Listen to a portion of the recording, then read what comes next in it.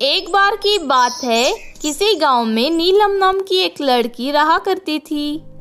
नीलम की सौतेली माँ राधिका नीलम को बिल्कुल पसंद नहीं करती थी। जब भी नीलम के पिताजी काम पर जाते थे, तब उसकी सौतेली माँ उस पर अत्याचार करने लगती थी। कई बार तो वो बिना वजह नीलम की पिटाई करने लगती थी। बेचारी नीलम स्वभाव से बहुत ही नरम थी, इसलिए वो अपनी सौतेली माँ के सारे अत्याचार चुपचाप बर्दाश्त कर रही थी। फिर एक दिन नीलम को ज़्यादा रोटियां खाते देख उसकी सौतेली माँ को बहुत चिढ़ होती है। अरे नालायक, लगता है घर का सारा अनाज तो केली ही खा जाएगी। पास वाली नदी में हर साल कई लोग डूबकर मर जाते हैं। मैं तो कहती हूँ तू भी जाकर उसमें डूबकर मर जा। तेरे जैसे शैतान के रहते इस घर में कभी बरकत नहीं हो सकती। ऐसी कड़वी बातें सुनकर नीलम को बहुत बुरा लगता है। माँ, तुम हमेशा मुझे इस तरह ताने क्यों मारती हो?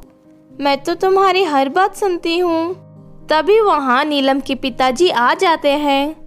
नीलम के पिताजी को देख राधिका नीलम से प्यार करने का दिखावा करने लगती है। अरे नीलम बेटी, अभी तक तुमने रोटी खत्म नहीं की। चलो जल्दी से रोटी खा लो, फिर तुम्हें एक गिलास दूध भी पीना होगा।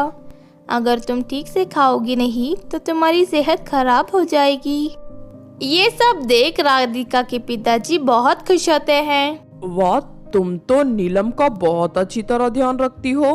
खामखा लोग मुझसे तुम्हारी शिकायत करते हैं कि तुम नीलम पर बहुत अत्याचार करती हो, लेकिन तुम तो इसे सगी माँ से भी ज्यादा प्यार देती हो। लोगों का क्या है जी, दूसरों के घरों में ताक झांक करना तो लोगों की आदत है, लेकिन नीलम तो मुझे जान से भी ज्यादा प्यारी है। चलिए आप हाथ मुंह धो लीजिए, मैं आपके लिए खाना लगाती हूँ। इस तरह राधिका बड़े सफाई से नीलम के पिताजी को बेवकूफ़ बना देती है। इस तरह कुछ दिन बीत जाते हैं। फिर एक दिन राधिका गर्भवती हो जाती है।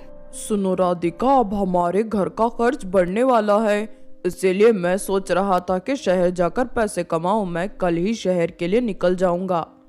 फिर अगले दिन नीलम के पिताजी शहर रवाना हो जाते हैं। उनके जाते ही नीलम के ऊपर राधिका का अत्याचार और बढ़ जाता है। फिर एक दिन, कुछ ही दिनों में मेरा बच्चा जन्म लेगा, लेकिन इस नीलम की बच्ची के रहते मैं उसकी परवरिश ठीक तरह से नहीं कर पाऊंगी।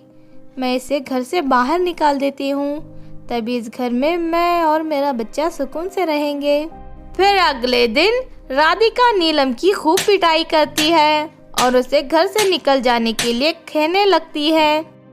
अरे माँ, ये तुम क्या कर रही हो? मुझे अचानक घर से बाहर क्यों निकाल रही हो? आखिर मैंने तुम्हारा क्या बिगाड़ा है? अब मैं कुछ नहीं सुनना चाहती। अब मैं तुझे एक पल के लिए भी इस घर में बर्दाश्त नहीं करना चाहती। चल निकल जा यहाँ से। इस तरह राधिका नीलम को घर से भगा देती है। बेचारी नीलम दुखी होकर पास के जंगल में रहने चली जाती है। उसके बाद मजबूर होकर नीलम अपने लिए एक छोटी सी झोपड़ी बनाकर वहां रहने लगती है। फिर एक दिन अचानक गांव के पास वाली नदी में बाढ़ आ जाती है और गांव के सभी घर डूबने लगते हैं। नीलम एक पेड़ पर चढ़कर यह सब देख लेती है। अरे नहीं, मेरी माँ तो गर्भवती है। पिताजी इस वक्त घर पर नहीं है। मुझे फौरन गांव जाकर अपनी माँ को बचाना होगा, वरना उनकी जान को खतरा हो सकता है।